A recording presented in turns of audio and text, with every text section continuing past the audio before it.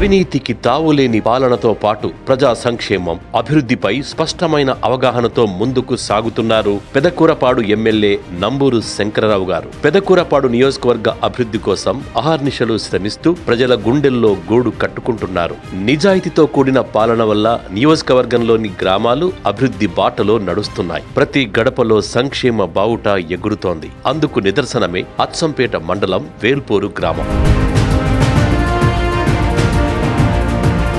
వేల్పూరులో గత 5 ఏళ్లలో సుమారు 28 కోట్ల రూపాయలతో అభివృద్ధి, సంక్షేమం జరిగాయి. గ్రామంలో నాడు నేడు ద్వారా 84,75,000 పెట్టి పాఠశాలలు అభివృద్ధి చేస్తున్నారు. ఇప్పటికే ప్రహారీ గోడలు, అదనపు తరగతి గదుల నిర్మాణం పూర్తి కాగా మరికొన్ని పనులు చివరి దశలో ఉన్నాయి. 10 లక్షల రూపాయలతో సీసీ డ్రైన్లు పూర్తి చేశారు. గడప గడపకు మన ప్రభుత్వం ద్వారా వచ్చిన 20 లక్షలతో సీసీ రోడ్లు నిర్మించబోతున్నారు. 10 లక్షలతో డొంక రోడ్డు పనులు, 6 లక్షలతో గ్రావెల్ రోడ్లు పూర్తి చేశారు. 4 లక్షలతో బోర్వెల్స్ ఏర్పాటు చేశారు. జగనన్న కాలనీలో మౌలిక వసతుల కల్పన జరిగింది. ప్రతి ఇంటికి సురక్షిత మంచినీరు అందించేందుకు 89 లక్షలతో జలజీవన్ మిషన్ పనులు వేగంగా జరుగుతున్నాయి. త్వరలోనే 40 లక్షలతో సచివాలయం, 18 లక్షలతో హెల్త్ సెంటర్, 16 లక్షలతో బల్క్ మిల్క్ సెంటర్ నిర్మించబోతున్నారు. ఎస్సీ కాలనీలో కమ్యూనిటీ హాల్ నిర్మాణం కోసం 10 లక్షలు మంజూరు చేయించారు ఎమ్మెల్యే నంబూరు శంకరరావు గారు.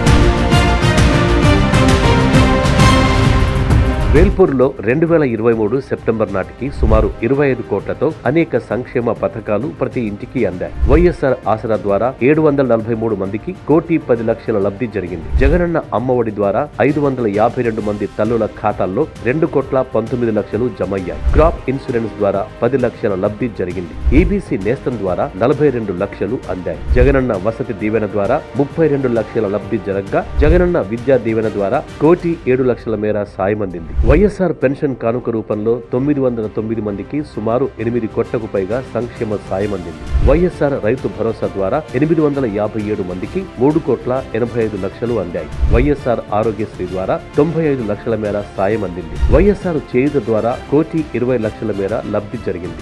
నాన్ డీబీటీలో జగనన్న గోరుముద్ద ద్వారా 27 లక్షలు, విద్యా కానుక ద్వారా 20 లక్షలు, వైఎస్ఆర్ సంపూర్ణ పోషణ ద్వారా గర్భవతులకు, బాలింతలకు 17 లక్షల మేర లబ్ధి చేకూరింది. ఇళ్ల స్థలాల రూపంలో 103 మందికి 4 కోట్ల మేర లబ్ధి జరిగింది.